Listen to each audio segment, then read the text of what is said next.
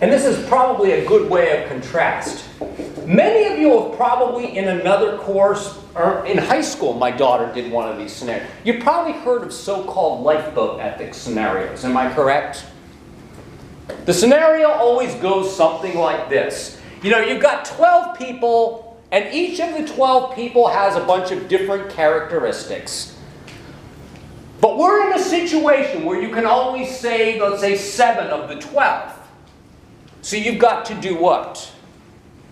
You have to make the difficult decisions of determining who gets into the lifeboat and who doesn't get into the lifeboat. Now, ladies and gentlemen, almost all lifeboat ethics scenarios are framed, they're almost always framed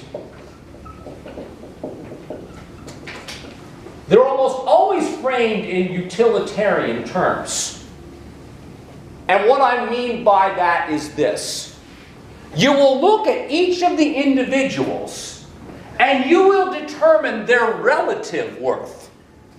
In other words, not everybody will be determined to have the same amount of worth.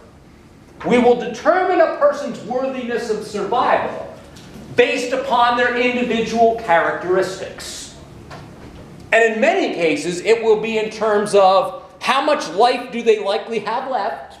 You know, that will be one of them. How much good can they potentially do for society?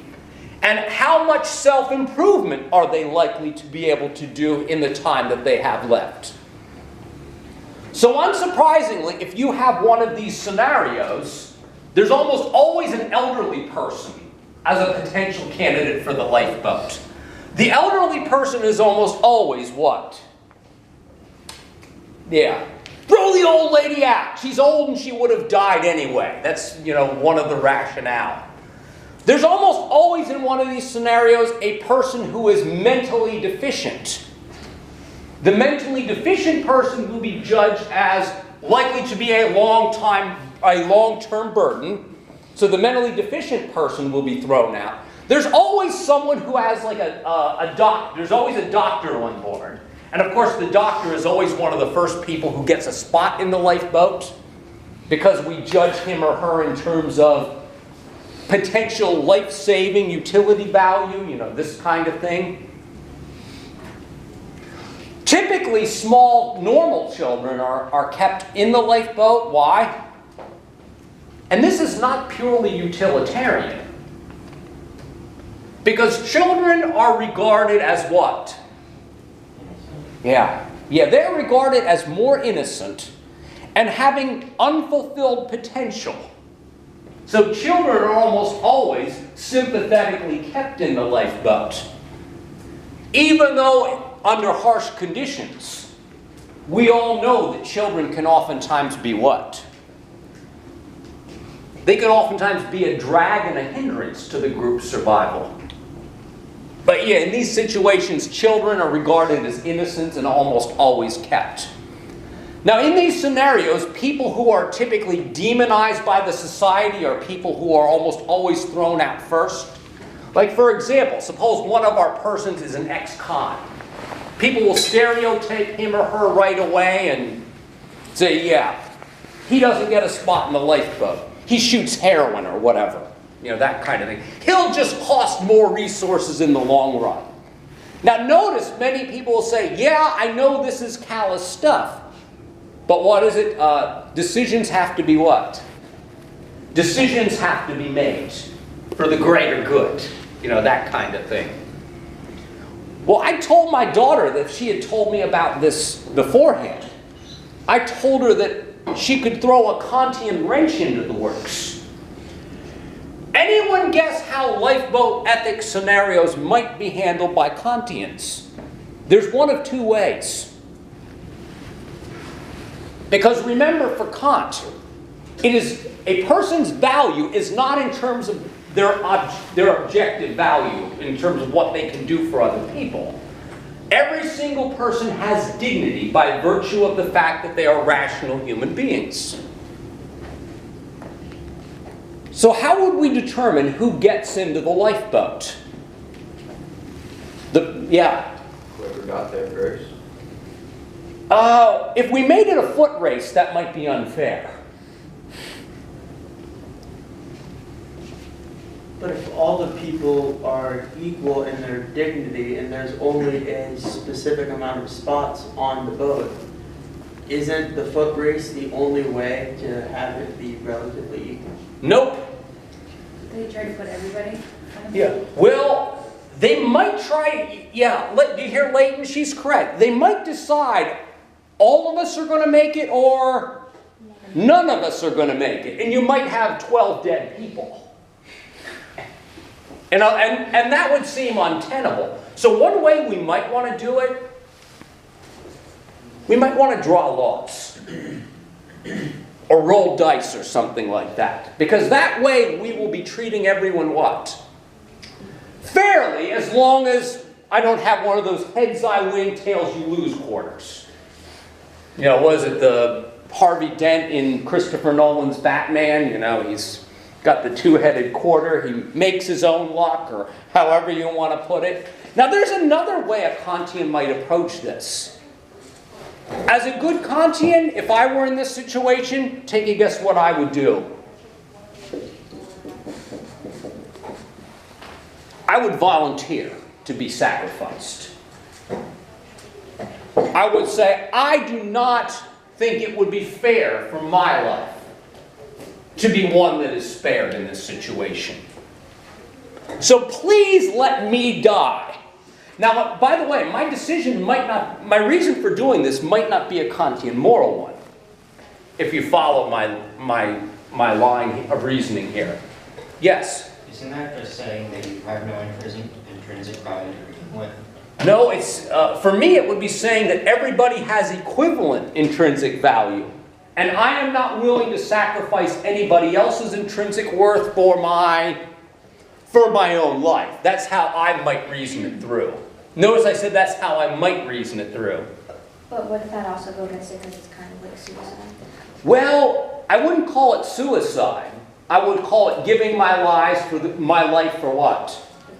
Yeah, well, for other intrinsic beings. They would never say the greater good because that's utilitarian talk. Even if it amounts to what? Even if it amounts to the same thing.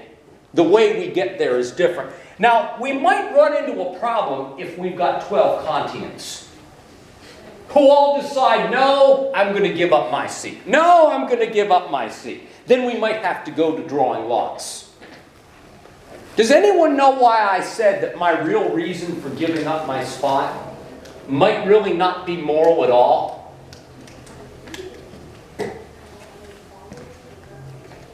Because life is a labyrinth of suffering and you have an opportunity to hop out. That's not the reason, but that would work too. No, it's because I wouldn't want to feel survivor's guilt. In other words, my decision to be unselfish would actually be selfish. And besides, I could go down feeling like I was the better person than those schlubs who decided to save themselves rather than other people. So in other words, I would be just giving myself a psychological gold star. You get my drift? In other words, my motives wouldn't be truly moral, even though the actions looked moral.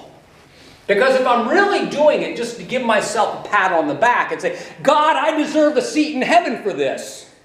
You're basically, or a seat, a standing room, I don't know what it's supposed to. I deserve a halo, that's it. Yeah, I want my halo. If I'm really doing it just for my halo, I don't deserve any credit at all. But yeah, you'd really have to determine whether or not the person's actions were moral. You'd really have to find a way to get to what their real motives were. And your motive can never be what, according to Kant? No, your own good. Yeah, it can never be purely self-interested. Did he contend that others could know your motives or not? He understood that we could never fully know other people's motives. If he had lived long enough to talk to Freud, he would have also uncovered this fact. It is very difficult for us to even know what our true motives are. Because some of my motives turn out to be what? Freud? unconscious. In other words, there are unconscious drivers leading me to do certain things. My conscious mind might think I'm doing it because of X, but the real underlying reasons why I might be doing this might be because of Y. And this is why we occasionally need what to figure out what our unconscious motives are. Sometimes helps to, go through a process. Freud's talking cure, as it's sometimes called, because the hope is then you can do what? You can uncover some of these things, and once you've uncovered these things, you're on what? You're on the road. What am I on the road to? Well, in some cases, it might be recovery, or at least getting yourself out of a quote-unquote bad cycle. Once you understand what's driving you, that's the first time you might have a tiny little bit of what? I say actual control. We oftentimes think we have control when we don't. But how can you control something if you don't even understand it? Anyway, Utilitarianism Part 1.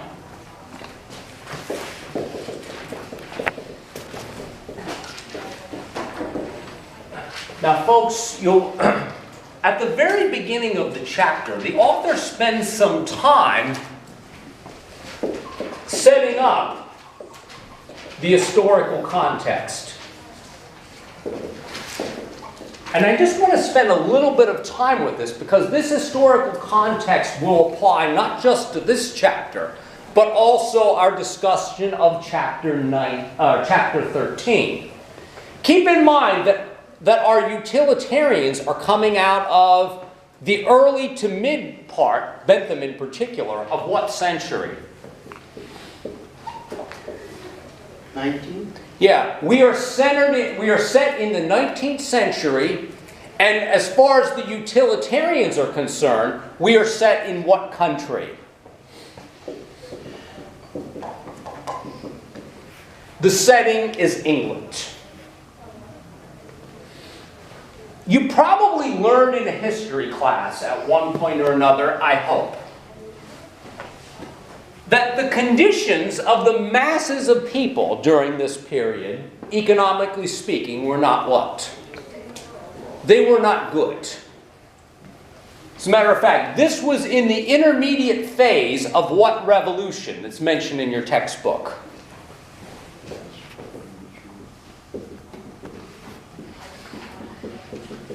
Yeah, we are in the midst of the Industrial Revolution. And by the way, even a pie-eyed optimist about capitalism like Adam Smith, even he was aware that during the Industrial Revolution, that things didn't necessarily get better for whom?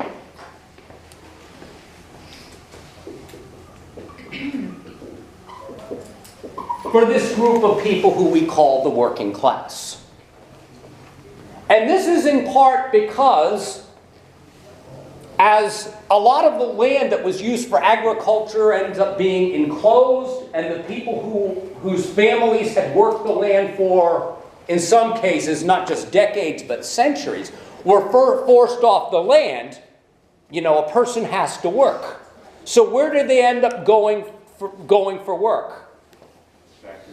Yeah, they went to the industrial cities to do factory labor.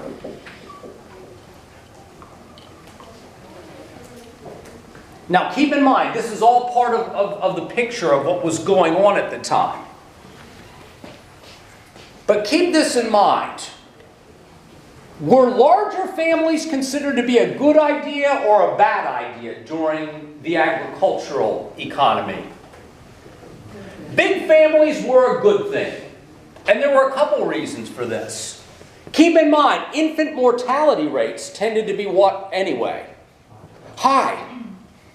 So if you had only 2 children, there was a good chance that neither of them would have made it to adulthood. So it would behoove you to have more, to basically have a child every other year. Because then you might have 2 of them, survived to adulthood. Times were different then. Infant mortality rates were high. Now keep this in mind also. Children during the agricultural economy could be put to work doing light work, in the agricultural field, and you get to work side by side with your what? Yeah, with your siblings, with your family. In other words, a family that works together stays together. Family value stuff. Now, on top of that, keep in mind that they believe what about the kingdom of God? Most of them. They believed in the dictum to be fruitful and multiply. In other words, it was a sort of religious imperative. I remember every child that you had was potentially adding to whose kingdom? Adding to the kingdom of God. Now, at this very same time, we have population going up because infant mortality rates were going down. And by the way, you can't see that happening on an individual level. That's one of those sociology statistics kind of things. So you have people having children at the same rates that they think is essentially a good thing, but you have circumstances that are very different. Because the fact is, according to the law of supply and demand, this is very basic stuff. When you have a glut of workers, what will end up happening to the wage? Lowers. It will drive down wages. So in other words, it might seem rational if you were a family who had to make your way to the industrial cities. It might on the surface feel rational to send your kids to work in the factory. But that individually rational decision would turn out to be what? Irrational. Because it would turn out to drive down everybody's wages. And take a guess what kind of people would say that they were justified in driving down their wages. This is not the utilitarians. They were firmly opposed to this guy. If you don't think this will show up on the test, you're wrong already. How many of you read the discussion of Malthus in the textbook? Perhaps you've heard of this guy in either a psychology or sociology class too.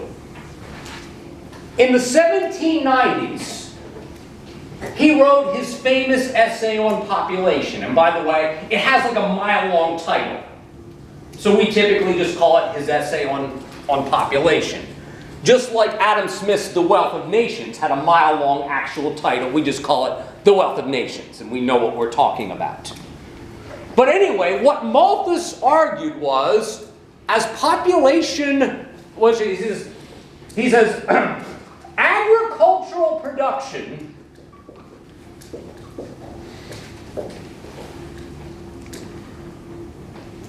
is merely this. Agricultural production is merely arithmetic. To put that in blunt terms, if you get X bushels of barley from this plot of land this year, how many bushels are you likely to get next year? X bushels, give or take, a little bit, but not a lot. In other words, farm agricultural production has a tendency to be relatively what? Stable, steady. The problem is, population growth is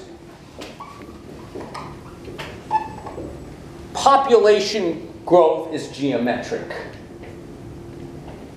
Now, what does geometric growth mean? Now, some of you might say, in the long term, what he called geometric growth meant something like exponential growth. Because suppose that infant mortality rates go down, and your good Irish Catholics have 6 children. Their 6 children will have 6 children, and their 6 children will have 6 children, and all of a sudden we've got this. And all of a sudden we've got this problem that some of us call the population bomb.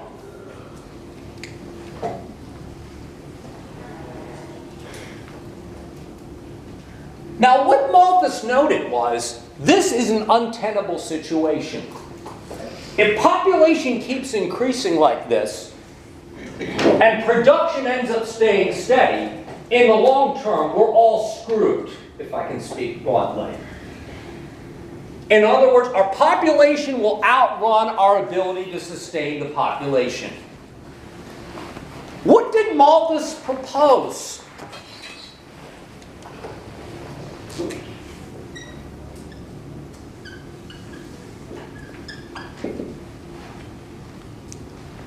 He proposed tough love policies, as they are sometimes called. Anyone know what I mean by tough love policies? Yeah. To keep the poor poor. Yeah. In other words, factory owners should be paying them the bare minimum. Because if they paid them more than the bare minimum, it will just encourage them to pop out more babies. Now you notice this is the kind of rhetoric you still hear used regarding the poor. Things haven't changed that much. The sort of assumption that Malthus made was that poor people had less sexual restraint than decent aristocratic people. Which ought to make you chuckle a little bit. Why? Because you know most of those aristocratic people were having sex all over the place with people who they weren't married to. In other words, it was sort of a Victorian myth that, people were somehow so much more moral than we are now. The fact is, people have always been what? People! People have always been people. There was never some golden age where everyone was chaste and things of this nature. As if chastity in itself is a good thing anyway. As if it's a good thing, because after all, if we all were chaste all of the time, what wouldn't there be? There wouldn't be children! And if you believe in multiplying the kingdom of God, you happen to think that's, not such a bad thing. But anyway, his idea was this tough love policy. We ought to keep their wages as low as possible because we don't want to encourage them to have more of their inferior ilk. Now on top of that, he'd also said that there should not be this either. He was against charity. Because charity would just encourage them to pop out more of their inferior children. And it would also actually encourage more population growth. Because if you give money to poor people, they'll just become lazier than they already are. Sounds like Ted Cruz. Yeah, sounds like Paul Ryan and Ted Cruz. Now here's the irony. Malthus never actually worked what I would call an honest day in his life. He was an aristocrat. The irony is most of the poor people were just like the working poor today. 48. Oh, 48? And I imagine just like some of you. I imagine some of you are working 30 plus hours a week, trying to take 12 to 15 credits and have complicated lives. But there are politicians who would have the gall to say you are lazy. The working poor tend to work far more hours a week than those of us who are gainfully employed. When I wasn't gainfully employed, I was adjuncting at 4 colleges. Whoops, I can count. Adjuncting at 4 colleges and bartending at night. I worked 75 to 80 hours a week, but I didn't earn as much money as I'm earning right now. I am better off than I've ever been in my life, but I put in far fewer hours than I used to put in. And I would get good nights of sleep if it weren't for my dog. Yeah, her clock is still off from, daylight wasting time? But yeah, she's waking me up at like 4:30 in the morning, and if I look bedraggled, it's... So I've been up since then. But anyway, the same anti-poor bias that we hear today was the kind of talk that you had from Malthus. And it seemed to justify social Darwinism. The idea that if you were poor, you deserved your lot in life. And if you were rich, Providence put you in that situation. And we should just let nature what? Yeah, let nature take its course. Now, the utilitarians were benevolent aristocrats who will take a whole lot of offense to the position taken by Malthus. And we'll talk about that Friday and a little wrap-up Monday.